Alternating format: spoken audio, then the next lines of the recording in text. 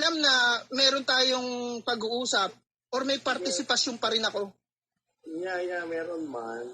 Kaya ang kakapal ng mukha nito, paano ito mga to? Alam mo kung gago ba kayo? Nako, ngayon, never. Tignan nyo, never talaga. General Bill, Respacker, please. Ano na lang.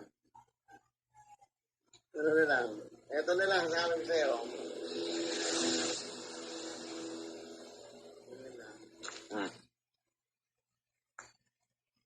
Sige po, go ahead. Yeah, pasensya na, Respacker ha.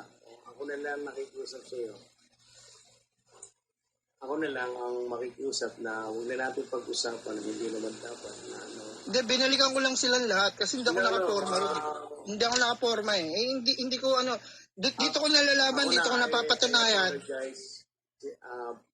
Respacker, I apologize. Ako yung nag-utos na ibaba ka dahil ayokong nag-aaway kayo ni Chik Wada sa platform.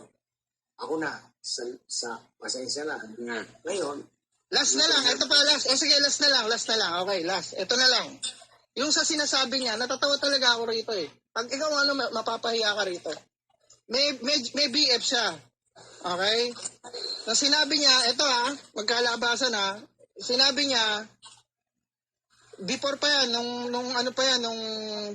nung dapat na uuwi siya, February, March, April yata yun, or kung kailan man siya uuwi, kung sakasakali man, nasabi niya sa akin yun, na uuwi siya, ako yung balak niyang katagpuin. Pero ito yung sinabi ko sa kanya, magtatagpo man kami, magtatagpo lang, dinner lang, walang ano, ayokong magsasama, ayoko yung ano, walang tulog or walang tabi.